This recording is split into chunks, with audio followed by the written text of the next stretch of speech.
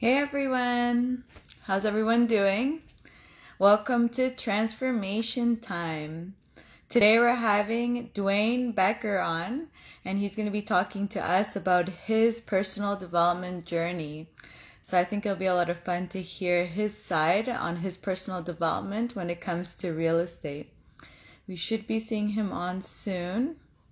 Hopefully he'll be on in a few minutes. I did talk to him, so he should be coming soon. But yeah, so basically what we talk about usually in personal development, like that, we're going to see where they are right now in their personal development journey. And then we try to find out, what were the skills and things that they had that helped them pursue their entrepreneurial real estate journey.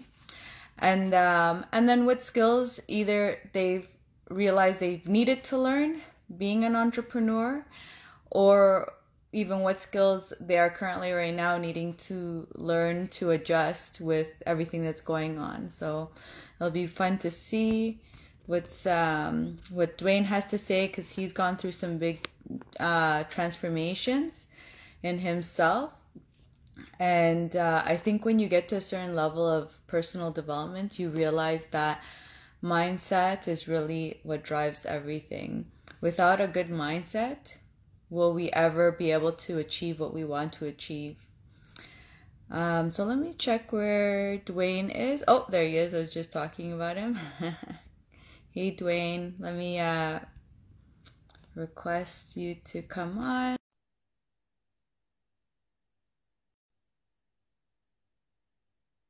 I think I just sent the request. Yeah. Okay. Hey, Dwayne. Hey, Diana, how are you? I'm good. How are you? I'm good. Good to see you. Good to see you too. Thanks for coming on to my show, Transformation Time. I think it'll be a lot of fun to hear your story, and to get to know you a bit better. My pleasure. So, So let's start with just tell the viewers a little bit about yourself. Dwayne Becker. Some of you may or may not know me from Cash Flow Tribe. I actually am an ex-auto mechanic. I was a mechanic for many, many years, and then I sort of dove into teaching. So I was teaching in the trades. And over the years, I've done some real estate investing. So my first foray into investing was actually a rental that was attached to my house, and it was kind of the gift that kept on giving. Um, Thanks to the tax write-offs and collecting rent and cutting living costs and all of that stuff, I guess it was house hacking before house hacking actually existed. Uh, And this last year, I decided to make a change to go into real estate investing full time. So, in order to help me do that, I jumped into the mortgage business. So, That's um, awesome. yeah. So, And so right now, where are you in your real estate journey? um, in my real estate journey, I would say we're just at the beginning, actually. We've got a house that was supposed to be a bird that turned into an accidental rent to own, and we've done some flips, and now we're actively hunting for a new project to work around on. But yeah, I would say we're just kind of at the beginning stages of our real estate investing journey. That's awesome. So that means you're also then probably in the beginning, not in the beginning stages, but you're in the middle of your personal development, because obviously while you're starting your entrepreneurship as a real business, because like you said, you've had rental properties in the past, but I like to say there's a difference when you're a landlord and when you're treating it like a business, and you're trying to now treat your real estate as a business that is going to generate you income. So now you're in your next phase in life where now you're treating your real estate as a business. Would you say that's accurate? I would say that's accurate, right? Because when you first start out, it's a hobby, and you treat it like a hobby. Whereas when you want to turn it into a business, hey, amateurs make amateur money, and pros make pro money, right? So 100%. And Yeah. so it sounds like for you, for your first rental property, it was it was just something that you stumble upon. It wasn't something you were thinking of doing. Funny enough, the first rental property I ever got was out of necessity. So and it was with my ex-wife, and we had gotten into a position where actually our house was kind of eating us alive. So we were taking care of her grandmother, and we were getting paid to take care of her. And she passed, and in order to take care of her, we had bought a bigger home. And that bigger home, the property taxes were just a little bit more, and the mortgage was just a little bit more, and the utilities were just a little bit more. And we got to a point where it was like either we have to downsize or we can upsize and collect some rent. So we made the decision to actually upsize and collect some rent. So, and it was a fantastic decision. So It's uh, awesome. yeah, it provided housing. It gave us tons of sort of tax rebates, and it kept our living costs down. Like it was actually probably one of the best decisions that I've ever made. So That's really good because like that's like sometimes we need these like little things in life to kind of push us in the direction to see what the benefits are that come out of it. Like that you found the benefits of, wow, what is this renting and making some money off of the property that I live and and then obviously now you're wanting to expand that into a business. So what definitely. skills would you say that you had before starting your business and starting even your personal development specifically that got you started or motivated you or what to get started? Um, so, well, having more income than is necessary is kind of obviously what drives you, right? So that you can do the things that you'd like to do, live the lifestyle that you'd like to live, right? And reduce stress, right? Obviously, if you've got more money in your pocket, stress is reduced, right? Now, that's not the case at the beginning, right? So the rent to own that we have, we bought it with um, we we bought it with no money out of pocket. But the funny thing is, or I think the thing that most people get confused about is no money out of pocket doesn't mean you have to show up. You can show up without anything, right? You have to be able to show that you've got the money to cover the down payment. And the first few months, obviously, we were doing renovations and improving the quality of the property. And then you've got to go fishing for the right tenant. And the right tenant is definitely part of that equation. So it's just actually a house not too far from us here in London. We've got fantastic tenants. They invite us over for tea when there's no COVID. Um, the rent is always paid on time. They're fantastic people. Uh, and that was a great experience, right? We built a house. We got some people in there that we like. They love it so much they want to buy it as a home. We just love to do a whole bunch more of those, honestly. Um, That's awesome. And so, but so what skills though did you have that you feel helped you get involved in in your in your real estate journey? Like, did you feel like you had certain skills that helped you, get into the entrepreneurship?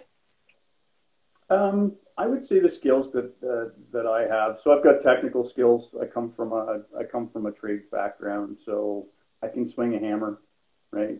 I can do some plumbing. I can hang some drywall.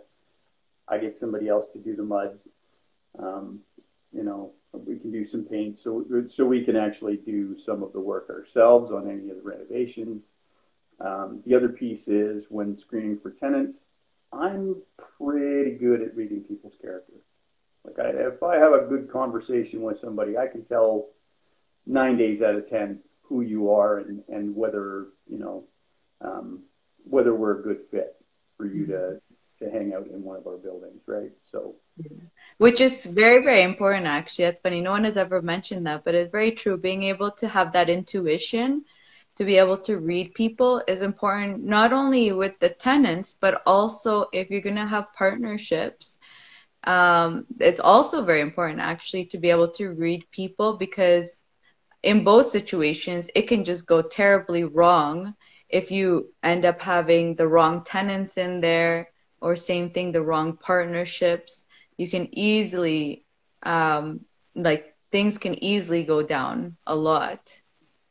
Yeah, yeah, for sure. Like if you're dealing with the wrong people and they're inauthentic and they're not genuine, yeah, and things can go sideways. Sometimes just due to miscommunication, but you definitely want your business partnerships and your partnerships with your tenants to be a good fit, right? So Hmm. that, yeah, the relationships are probably the most critical thing. Yeah. Yeah, it's 100%. Building that relationship and having exactly what you said, the communication are both also very important things to have because especially with communication, um, sometimes like a misunderstanding can blow out to be such a huge problem. Whereas if we just communicated from the beginning or kept the lines of communication open, because sometimes it's also the lines of communication just get cut because someone gets pissed with someone and you're like, I'm done with you, done. Whereas, if you give yourself that time to have a breather and then, okay, let's get back, let's figure out what the actual issue is, let's try to, put the emotions aside a bit or whatever and get through it is also, yeah, very, very important. Yeah, and difficult, right? Like Hmm. there's tons of those conversations that you don't have that you probably should, right? And Yeah, usually they're with the ones that are closest to you, right? But so it's very hard. But it's also yeah, like very good, very, very good learning experience. And to be honest, I feel like if you have a very good communication with your partner, I feel like you will probably be amazing with the outside world. Because I feel like the hardest communication is with your partner because after many years, you start getting lazy or something and, not communicating as well. And so I feel like if you master it in your relationship, I feel like everything else will probably be easier because I feel like they always say it's always easier when it's someone outside. When it's like within the family, I don't know, it's so much harder, right? The emotions are much more higher up than it is when it's outside. well, you're so much more invested, right? When Yeah. you're talking to your spouse, well, this is somebody within your house. If those, but those open lines of communication, as difficult as they are, it is important, and you get into patterns with your spouse too, right? And Yeah. by no means is my relationship with my wife perfect, but Mhm. we are definitely getting better, and I do believe that through the investing journey, we've had to become better at communicating, Hmm. right? And I think, which is what we'll be touching on, is personal development, like understanding the importance of if you're going to really run a good business, you start realizing that it's you are the person who has to change for anything to go well. And because this is so big in business, I feel like you start realizing that this also goes with everything else. We start realizing that we are the people ourselves that block ourselves from actually going forward in anything, right? And I just feel like because we're in the same path of entrepreneurship, we're seeing it in that sense, but you do see it like if I can fix this in my business, I mean fix myself in this to make my business successful, how can I not fix myself in any other area of my life to make those areas in my life successful? Yeah, yeah. Well, to quote Mark Smith, who's a mutual friend of ours, right? The what's between you and your goals is the 12 inches between your ears, right?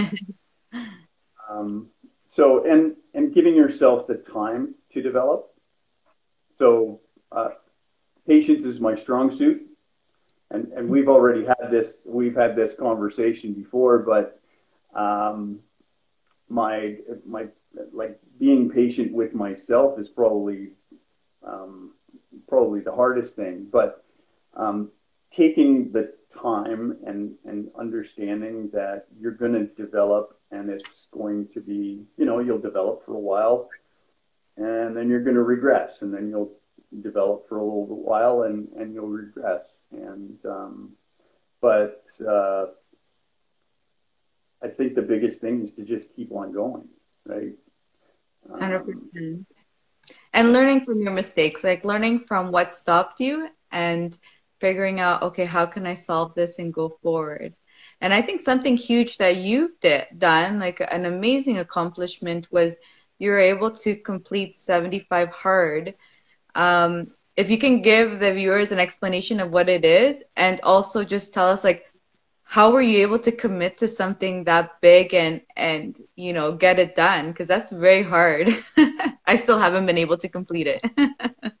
Okay, so for anybody who doesn't know, 75 Hard is a program. It's completely free.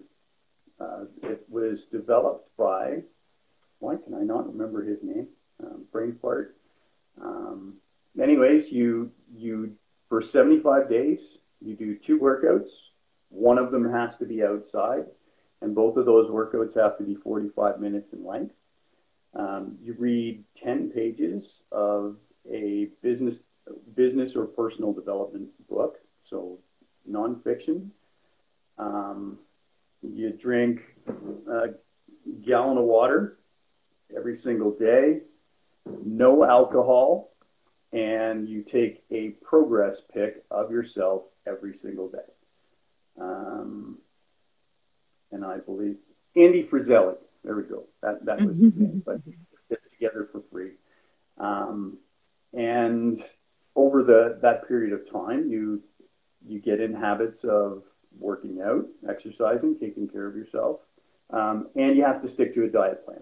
I've forgotten about that one. So that's right, yeah, the diet plan. Your choice, but it just has to be you pick something. Yeah. So and the other piece is you pick the exercise program, right? So it's something that you can stick to. You don't have to go, if cycling's not your thing, you don't have to go cycling. If walking's not your thing, you don't have, but whatever it is, you have to stick to it. And do it for 75 days. If you fail any one of those items, you start right back at square one. Day one again. And the reason that I was able to do it, I actually kind of hit a pretty low point last year. I was about 50 pounds overweight. My mental space wasn't fantastic. And my body was not in the shape that I wanted it to be in. And I realized that, like, I was 49 last year, I turned 50 this year. If I don't do this now, I'm not going to, right? So it was kind of a do or die sort of thing. And I left myself no option but to complete it. Like, I'm doing this, and I'm going to go from, and in the process, I lost 50 pounds. I've maintained most of the habits. I'm actually going for round 2, not because I need to, but I kind of need to. I'm on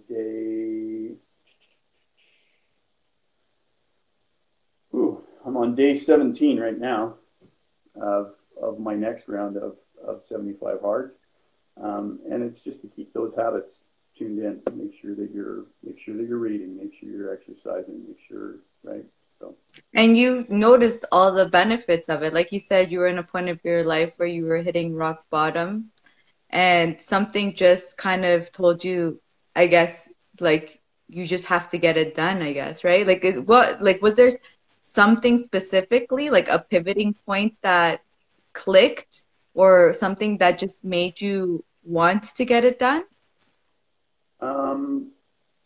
Funny enough, I went to an on-RIA meeting last year, and a personal coach there, Oliver Manley's, was running through, and he got you to take a snapshot of your life, and I'll totally butcher the process that we ran through, but to see how much of your life that you are actually living, like what percentage are you living your values, and when he asked what your number was, I was ashamed. I couldn't stick my hand up. I was embarrassed because I was at about 10%. So leaving that meeting, I was at a pretty low point, and I kind of digested it for a little while. And then I was introduced to, funny enough, I was on a personal development call on Sunday on Cashflow Tribe, and Ben was talking about this 75 hard thing. And so I looked into it. And I looked into it and I thought to myself, you know what? I'm going to do that if it kills me.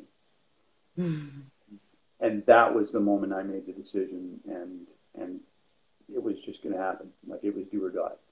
And you had such a huge transformation. So how did you feel after doing 75 hard?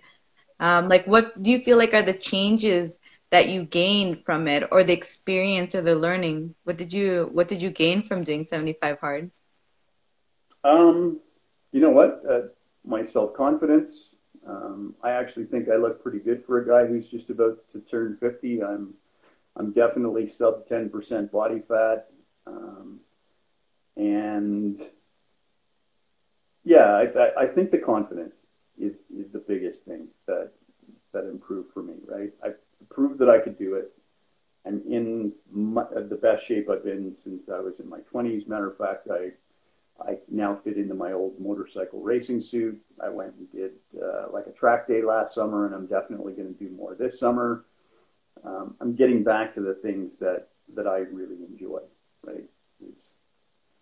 That's awesome. And like that, I think a lot of people don't realize when you start going into this health kick and doing something like 75 hard, or even not, you could do a not such a drastic, because it's very hard. But even if you start looking at your personal health, you start, like, even little things, like you start feeling, I think you start seeing like the positive in things a little bit more.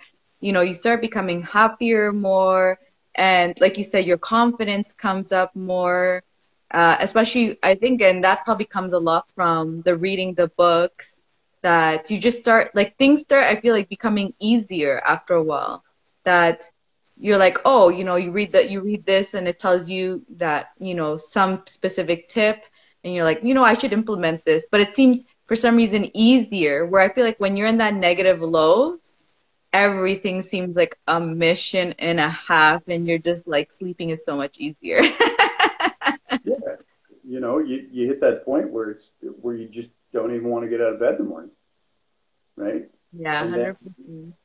when you start making those changes and making yourself feel better, it gets easier to get out of bed in the morning, and now you jump out of bed with a little spring in your step, and right. So when you get on that,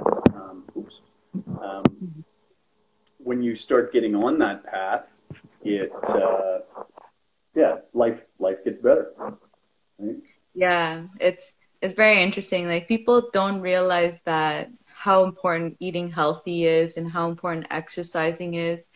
And something that actually I talked about in last week, I think it was last week's transformation time, was, for example, like the shutdown. It's making everyone, or especially the first one, I'm not sure how much people are obeying in the second one, because apparently people are not really obeying so much this time around.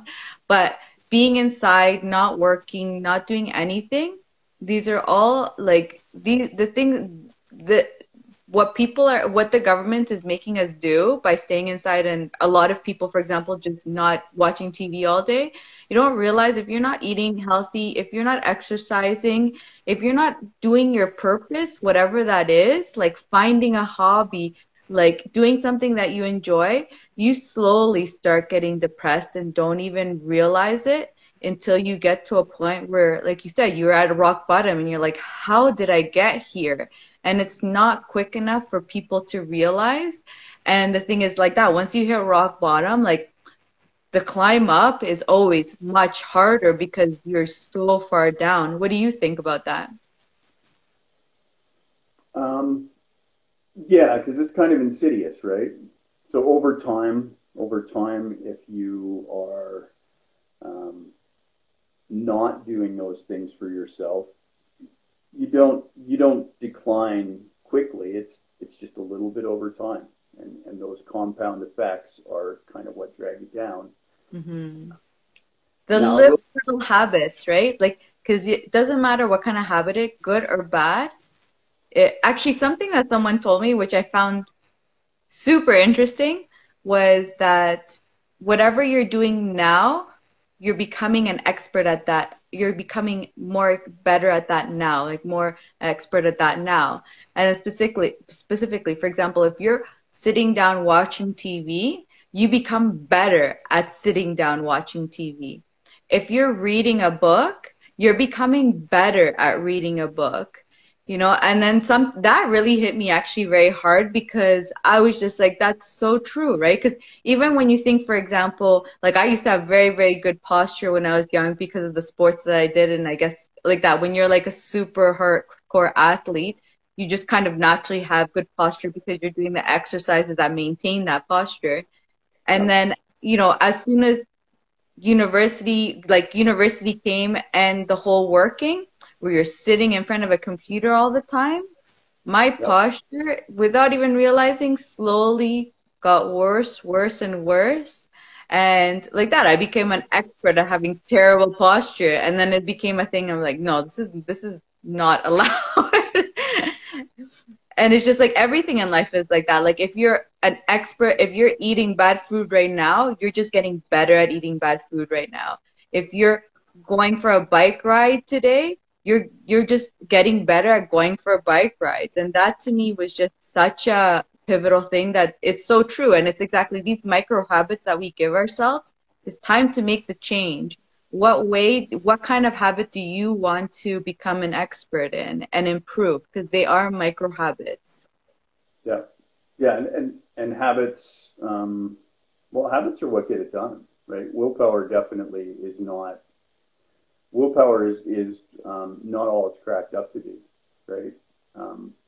Because havits are whatever you do on a regular basis is what you will become, right? It's not having the odd cheat meal that's going to take you down. But if that cheat meal happens 5 nights out of the week instead of, maybe one every couple of weeks or one a week, right? It's not sitting on the couch for one night that's going to hurt you. It's sitting on the couch, every single night that's going to hurt you. So yeah, absolutely. I've never heard that framed in that way before, but it's true, right? It's like that, the book Slight Edge. I would definitely recommend everybody read that one.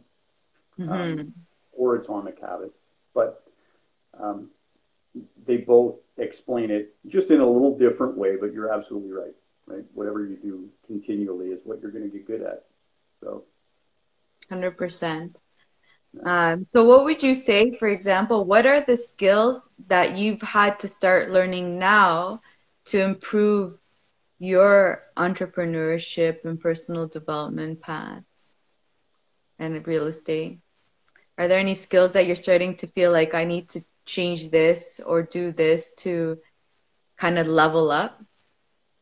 Yeah. You know what? The biggest skill is probably looking in the mirror and taking that finger that you usually do this and point it in the right direction, right?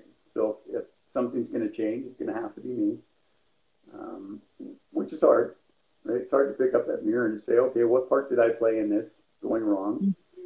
How do I fix it? And how do I do that again, right? So yeah. And even that goes with the same thing, like the excuses, right? Like we realize, and I think that was my pivotal learning point also when I was trying to do 70 high fiber, which I still haven't completed, but I was in the middle of 75 hard, and I really realized was that excuses and understanding like what is an excuse and realizing, because I always thought of myself as a person like I don't really make excuses for things. But internally, like I realized that outwardly I don't really make excuses, but internally in my head I realized, man, I do make a lot of excuses like that. Like for example with 75 hard, I like to do my exercises in the morning because I knew by the time the end of the day is starting to hit, like around 5 o'clock, I'm not wanting to exercise, and then I'll be like, oh, I like, you know what, I have to like do this right now. I'm going to do that, and then I'll go for my walk outside. Or and then I'd make excuse, and then 10 o'clock comes, and then the excuse happens like, man, I have to go to bed. I can't go for a walk now. Whereas like all these excuses of doing things that really weren't a priority, I could have done my walk, much earlier. But then tell myself like, oh, I don't need to do this right now. I can do it later. I can do it later. And tomorrow turns into the busiest day on the calendar. Right? Yeah. And then that's how you get completely distracted and not get 75 hard. Done. Yeah, and it all comes down to priorities. And there does come a point where you take a look at something, and if you're consistently not doing it, then it just means it's not that important to you. Um, and and then you have to decide whether this is this the hill I'm going to die on, right? 100%, yeah. Yeah, for sure. So then for you, what are your shifts in mindset that you felt have changed or are changing, things that you've started realizing in mindset that is important to you? I I think my changes in mindset, so it's belief in yourself, right? Um, and digging into some of those limiting beliefs that you have, um, you know, that you don't realize are there. So when you start finding yourself not doing the things that you need to do, you got to kind of dig deep into your psyche and say, okay, well, why am I not doing this? And then what would I have to believe in order to, what would I have to believe in order to stop myself from doing this, right? So, but believing that you can get it done, right? That's probably the biggest one. So yeah, believing in yourself that you can do things, and understanding that the man in the mirror is the one that has to do it. Right? No fairy godmother is going to show up and wave her magic wand and make your deals appear, or make you exercise, or make you eat right, or make you drink that water, or read those books, or right. It's got to be the man in the mirror, and I would say that's probably the biggest one, right? And that you can if you really want to, right? Oh, what was the last thing, sorry, you said? That you can if you really want to, right? If it's a priority, you make it a priority. Yes, that's very true. Knowing, or I think, for example, finding your purpose, like you said, like, because you said this, I mean, earlier on that, you had your priorities, like income and reducing your stress were very, very important to you. And so these were your drivers that helped you realize, like, why am I, for example, doing 75 hard? Why am I wanting to, let's say, change my business, change like what I want to do? Because you quit your jobs, right? Like you're now 100% in real estate investing, right? So that's like a huge change, but it was a huge change because you saw the benefits in it, right? Can you talk about that actually? Like what made you decide to quit and just go full into real estate? And like you said, because you have to like that, like you can tell 75 really hard really did impact you a lot, because to have the confidence to quit what people call something stable and secure to get into now, something new and starting from the ground, and going up, is you definitely have to have a lot of confidence to do something like that. Yeah. Well, I found that teaching took a lot of mental capacity. So when I was turning wrenches, I'd done it for a number of years, and I still had mental space outside of work, but it takes a lot of time, right? And teaching, I worked a lot less hours, but I was mentally drained at the end of the day, so I couldn't really put the thought into what I needed to do to build the business. So that was kind of out of necessity too, because like there's only this much potential in teaching, and again, I'm either going to make the jump and make it work, or I'm not. But I would rather I would rather die on my feet than live on my knees, and that's just kind of the way I feel, right? So it's go or don't go, right?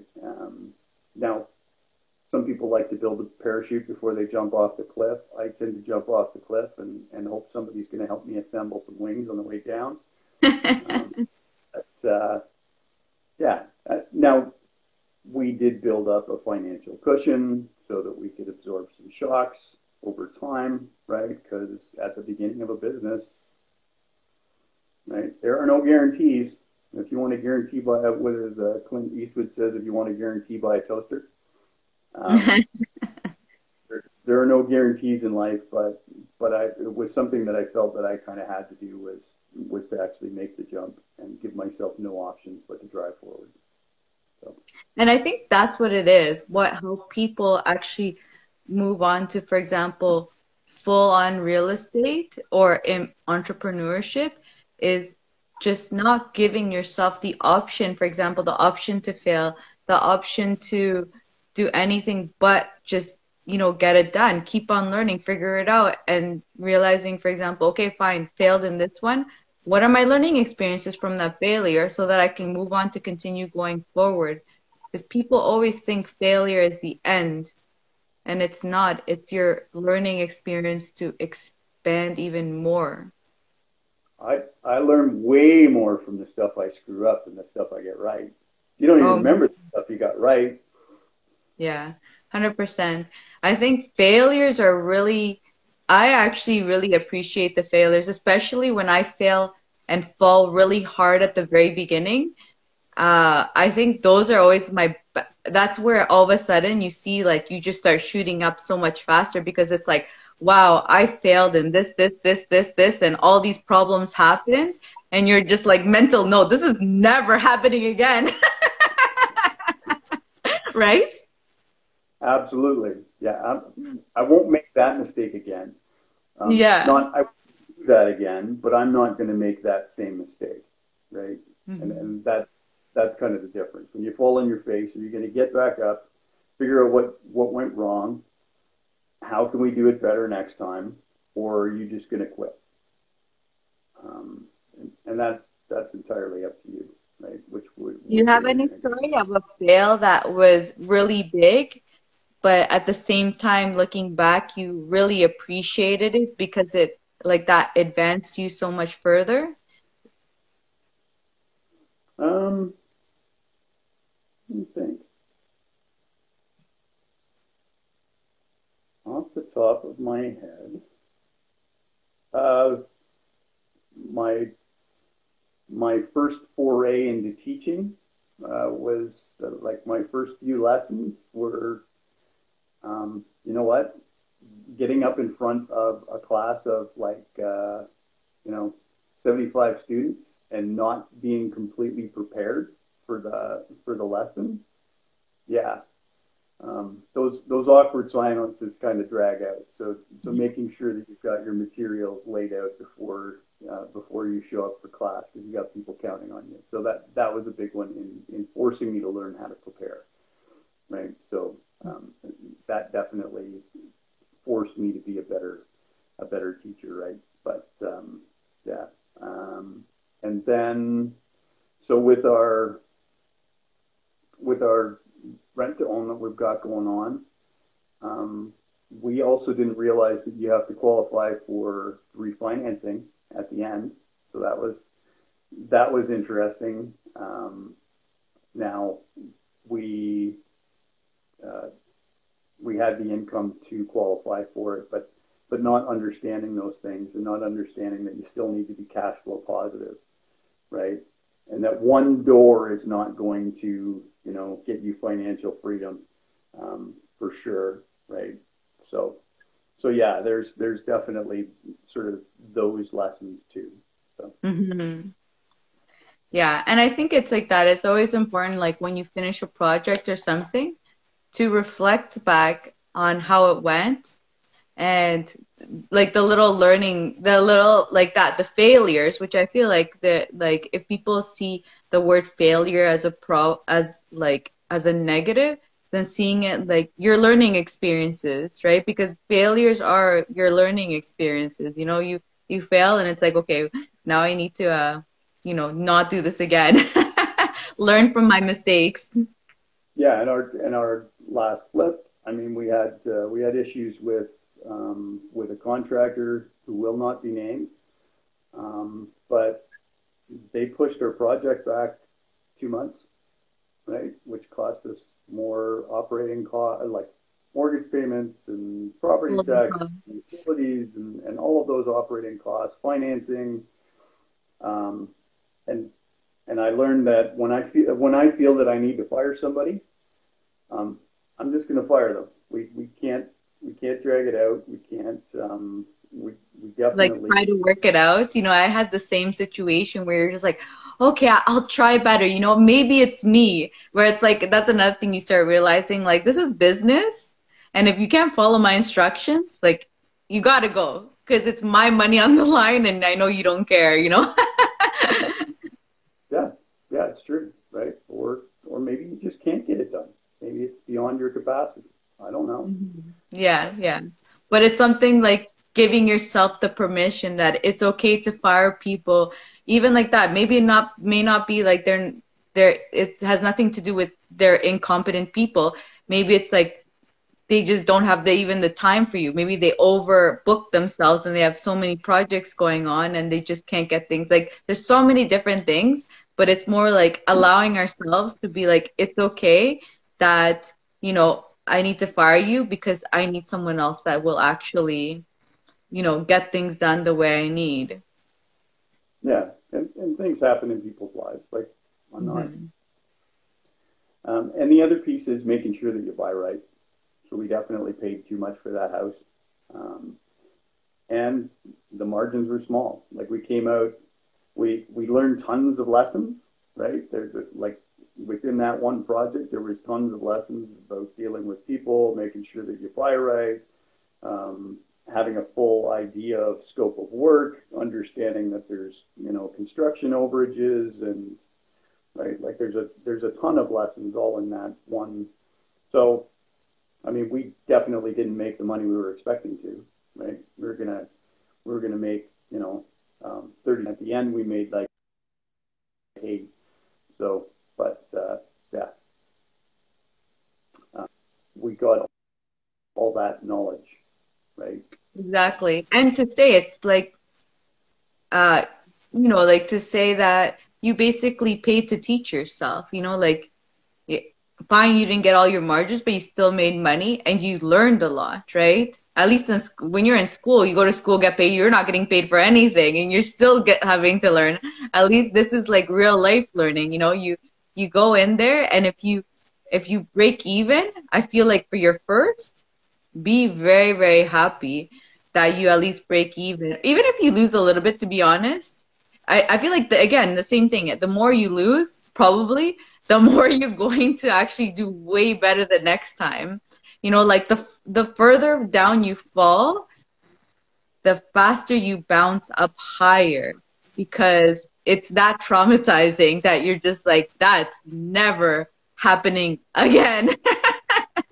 Yeah, let's not get the end back on the burner, right? Yeah, yeah. Let's learn our lesson this time, and like let's not touch the burner. Yeah, yeah, absolutely. So Yeah, so I think yeah, it is. I think learning experiences are so important to have. The people, I feel like the most successful people are probably the people that have really fallen very, very hard in their lives. And that's probably why they've bounced up faster or higher, was because you make those failures, but you learn from it much quicker and you go and just be like, okay, this happened, learn from it, move on. It's going to be 10 times better. yeah, and I would say leaving the past in the past too, right? Um, Yeah, so 100%. Or yeah, understanding the difference, not like, yeah, like, because learning from your mistakes is important, but you don't want to at the same time get like stuck dwelling on it and being like, man, I'm so stupid. Why did I do this? And just sulk and sulk and sulk. Just be like, okay, I made this mistake. And I think this is maybe why people don't, or you tell me what you think. I think this is why people maybe never get over certain things is because they sulk about it, but don't find a solution, right? Like I think people, if you find a solution, I feel like you probably won't think about it again or think about it in a sulking kind of sense because you've now found a solution for it. What do you think? Um, they haven't found a solution. They play the blame game, right? But that's not finding a solution, right? If you're blaming someone else, it's you're just finding excuses for what happened to you, right? Which is basically you didn't solve your issue anyways, don't you think? I would agree with that, right? You're finding an excuse that has nothing to do with you, so therefore you don't have to do anything. Right? Yeah, which means that you will didn't learn from your mistake, and then you'll probably repeat it again, which I feel like if that happens again, I hope the second time it gets in there that okay, I think that was me. Yeah, me. Yeah. You can't control what happens to you. Control how you react to it. Sorry, say it again. It got cut out. You can't control what happens to you in life, right? But you can control how you react. So, and taking a look at what piece you played in it. It doesn't let the other person off the hook, but you played in it, and what you can do to prevent it in the future, right? Moving forward. 100%. Sorry, finish Yeah, so what you were saying. I'm from Meet the Robinsons. If anybody's got any little kids kicking around, I love that movie. But it's all about Disney. But the line in there is keep moving forward, right? Just keep failing forward, keep moving forward. That's 100%. Yeah, it's very true. It's so important like that. Just learn from your mistakes and go forward uh, because if you don't learn from your mistakes, it's very true. You will always continually make the same mistakes as they come up if you're not putting awareness to it. yeah. Whatever you don't deal with is going to come back. So, yeah. So last but not least, so where do you see yourself in the next 5 years? Have you started planning out what your financial goals are or your real estate goals, work goals? So my business goals for 2021, I'm looking to write 15 million in mortgages. So that is the big hairy audacious goal, which is not huge in the mortgage business, but given my first year, that's a good target to shoot for this year. We would actually like to close on at least 2 more rent-owns this year, which should be fairly easily doable. And then get into financial coaching for people is kind of the next business that we'd like to build out, but one thing at a time. And say, as I keep on saying, patience is my big thing, but realizing that you can only do, so many things at a given time. Yeah. Yeah. So those are my BHAGs.